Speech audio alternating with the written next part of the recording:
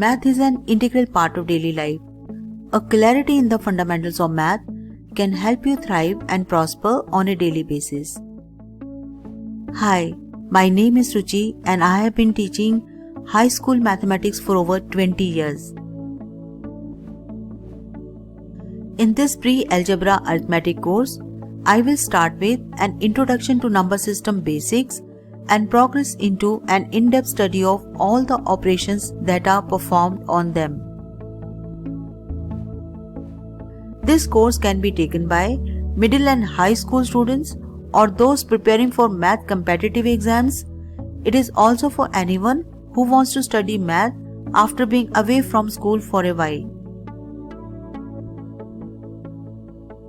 This course will take you through integers, factors and multiples, fractions, BODMAS, decimals, rational numbers, approximation, estimation and scientific notation, and other topics like percentage, ratio and proportion, profit, loss, discount, and tax, amongst many others. There are more than 65 lectures in this course, which also have assignments, lots of quizzes, and test papers to help you understand the topic thoroughly. So if you want to build strong foundation of math or want to brush up your basics after a long gap, then this course is for you, and I hope you will join me.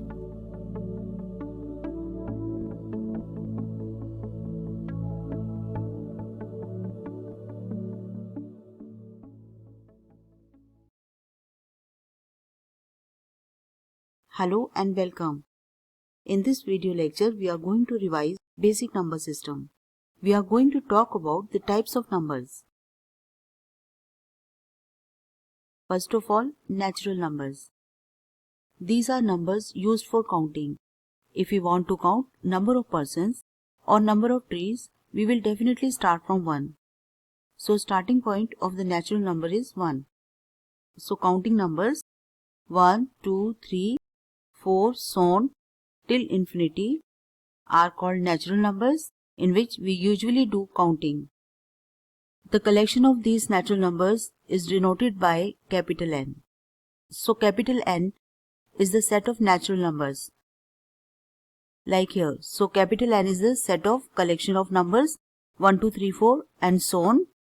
Since natural numbers are infinite, so this set is also infinite. And things in nature only appear in these numbers. These numbers are further divided into even and odd natural numbers. Even natural numbers are those numbers which are divisible by 2, and odd natural numbers are the numbers which are not divisible by 2. As we have natural numbers 1, 2, 3, 4, 5, 6, 7, 8 and so on.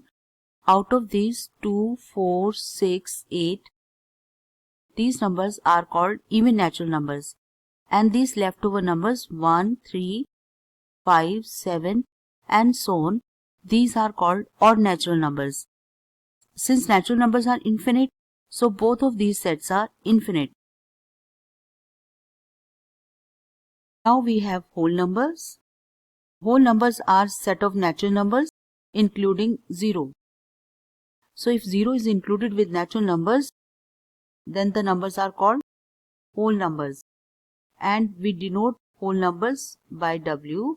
The set containing whole numbers is denoted by W, and this set is also infinite. So whole numbers start from 0 and they are infinite. Next we have integers. When negative numbers are included with the whole numbers, they form integers. So if we put the whole numbers and the negative numbers together, the new collection of numbers are called integers. And the set of integers is denoted by capital Z. And this set is also infinite from both the sides. So in other words, we can say that natural numbers, whole numbers and negative numbers together form integers. And now rational numbers. Numbers which can be expressed in the form of p divided by q, where p and q are integers and denominator q is not equal to 0 are called rational numbers. Basically, fractions are called rational numbers, but we can always express 0 as fraction, like 0 by 1 or 0 by 100 or 0 by 5. So we can write 0 as p divided by q, where denominator is not equal to 0. So 0 is a rational number. Similarly, consider any positive number like 25. We can always write 25 as 25 by 1, 25 divided by 1. So 25 can be represented as p by q, where p and q are integers and denominator q is not equal to 0. Consider 100, we can write 100 as 100 divided by 1. So we can represent all natural numbers as fractions. So all natural numbers are rational numbers. Since we can represent every whole number in the form of p divided by q, where denominator is not equal to 0, so whole numbers are also part of rational numbers. Also, we can write any negative number as divided by 1, 6 divided by 1, negative 100 as negative 100 divided by 1. So we can represent all negative numbers also in the form of fraction. So integers are also part of rational numbers. So all natural numbers, whole numbers and integers are rational numbers. And all the fractions like 4 divided by 5, 7 divided by 9, these are all rational numbers. But we know that fractions can always be converted to decimal numbers. So all the decimal numbers are also rational numbers. So rational numbers are numbers which can be expressed in the form of p divided by q, where p and q are integers and denominator q is not equal to 0. And the set of rational numbers is denoted by q.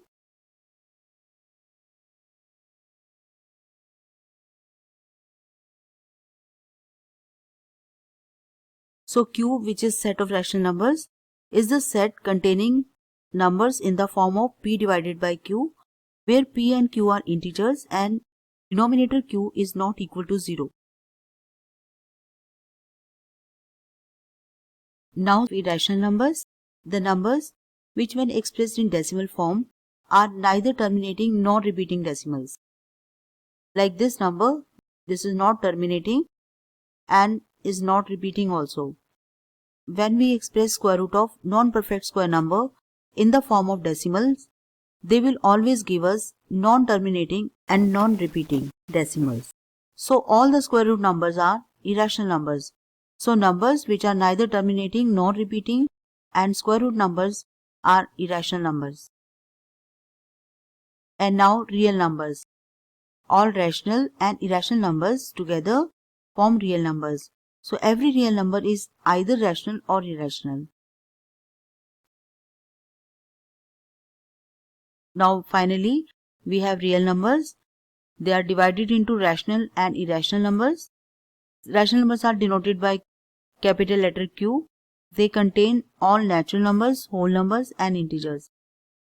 For number system, we can say that natural numbers, whole numbers, integers are included in rational numbers, and rational numbers are the numbers which can be put in the form of p divided by q, and irrational numbers are the numbers which are non-terminating and non-repeating decimals, and they together form real numbers. We will be learning more about integers in the next lecture. So meet you in the next lecture. Bye.